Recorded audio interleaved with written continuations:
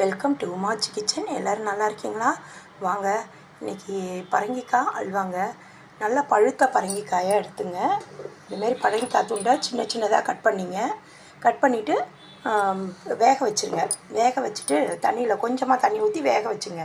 நல்லா வேகும் போதே ஒரு குட்டி பச்சை மிளகா பீஸுங்க, இந்த இதில் போட்டிருப்போம் பாருங்கள், ஒரு குட்டி பச்சை மிளகா பீஸையும் அதை எடுத்து போட்டு இதோடய வேக விட்டுருங்க. வேக விட்டு அதை நம்ம எடுத்துடலாங்க. வேணாங்கும் போது நம்ம எடுத்துடலாம்.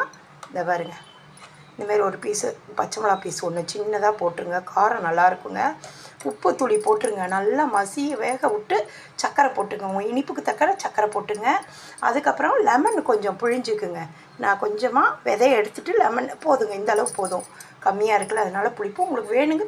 புளிப்பு ஜாஸ்தியாக வேணால் கொஞ்சம் கூடவே புழிஞ்சிங்க. சூப்பர் டேஸ்ட்டாக இருக்குங்க அல்வா. காரம், புளிப்பு, இனிப்பு 3 கலந்த மாதிரி இருக்கும். அவசியம் செஞ்சு பாருங்கள். சாப்பிட்டு எப்படி இருக்குன்னு கமெண்ட்டில் சொல்லுங்கள்.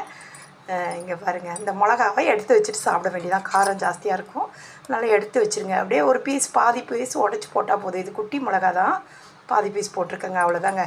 சூப்பர் டேஸ்ட்டாக இருக்கும். வேணா ஏலக்காய் போடலாம், இல்லைன்னா இந்த பரங்கிக்காய் ஸ்மெல்லே நல்லாயிருக்குங்க. வேணா ஏலக்காய் போடுங்க, நான் போடலை. முந்திரி பருப்பு பொரித்து போட்டுக்கலாங்க, நல்லாயிருக்கும். அவசியம் செஞ்சு பார்த்துட்டு எப்படி இருக்குன்னு கமெண்ட் பண்ணுங்கள். இந்த அல்வா ரொம்ப ஹெல்த்து கூடங்க. டயட்டில் இருக்கவங்க கொஞ்சம் கூட நெய் போடலை, நெய் எதுவும் கலக்கலை.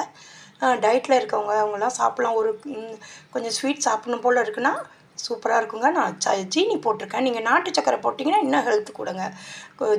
நல்லாயிருக்கும். நான் அது தீந்துருச்சு, அதனால் சக்கரை போட்டிருக்கேன். நீங்கள் அதேமாரி பண்ணிங்கன்னா சூப்பருங்க. ஒரு ஸ்வீட் சாப்பிட்ணும் போல் இருக்குன்னா டக்குன்னு ஒரு ஈவினிங் டயத்தில் இதேமாரி செஞ்சு சாப்பிடுங்க. ஹெல்த்தும் கூட.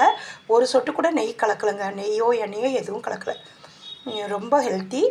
செஞ்சு சாப்பிடுங்க அவசியம். பரங்கிக்காய் வெந்ததும் கொஞ்சம் தண்ணியாக இருக்க மாதிரி இருக்குங்க. அந்தமாரி தண்ணியாக இருக்கும்போது கொஞ்சமாக கோதுமை ஒரு ஸ்பூன் போல் போட்டேங்க நான். நீங்கள் அதுமாரி கோதுமை மாவு கொஞ்சமாக போட்டுங்க. ஒரு ஸ்பூன் போட்டு பாருங்கள்.